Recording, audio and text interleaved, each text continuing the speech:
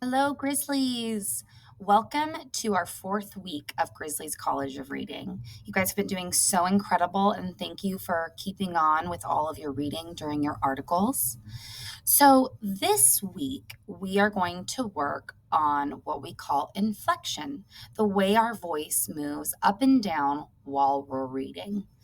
Now, what that means when we're reading is that it's important for us to react appropriately to punctuation as well as what the author's trying to get across.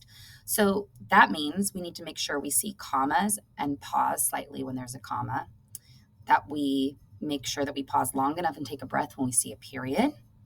If we see an exclamation point, we know that that is a lot of emotion, right? That's serious. And with the question mark, that we make sure we go up in our voice because that's a question, right? That's how we normally talk when we're talking and we're asking a question. And we make sure that we see those quotation marks and we know that's a quote from a character, right? Or something that the author is putting in even in a nonfiction text like we've been recently reading. So I want you to listen because I think you'll see why this is important. This is the same sentence over and over again, but I'm going to use inflection to show you how one sentence with putting emphasis on one word can make one sentence the same completely different with each word. I didn't say he stole the money. I didn't say he stole the money. I didn't say he stole the money.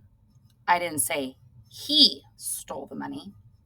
I didn't say he stole the money. I didn't say he stole the money. I didn't say he stole the money. See, you can see how that makes such a difference when I put an emphasis on just one word in the same sentence, right? So, the importance of this ultimately is for us to read aloud with our partners like we're doing every week to make sure we can hear ourselves and hear our other partner, right? So we can see how the different inflections in our voice changes reading, right?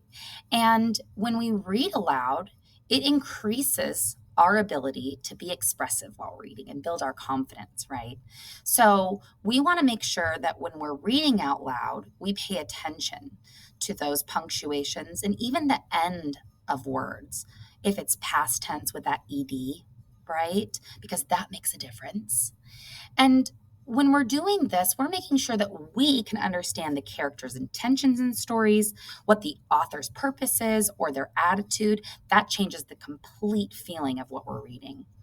Ultimately, this is going to help us be able to achieve what we ultimately want is understanding what we're reading, right? And comprehension. So here's your task this week. I want you to first read with your partner as a robot. Then you're not switching. You're not switching yet. The same partner is going to read now as if they were a professor, right? And let me give you an example. If I'm reading as a robot, I'm reading as a robot, right? It's kind of fun, right? And then our second read, I want you to read as if you were a professor in college. You're going to have that confidence as a reader.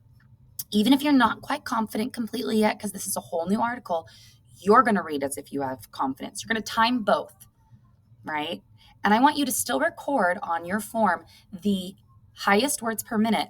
But I think you'll find that when you read with confidence, you're going to see that your confidence level in reading is going to help you with your words per minute, right? So this is still kind of a fun task. So make sure you fill out the form. I only want one word per minute on that sheet and have fun reading. Have a great day.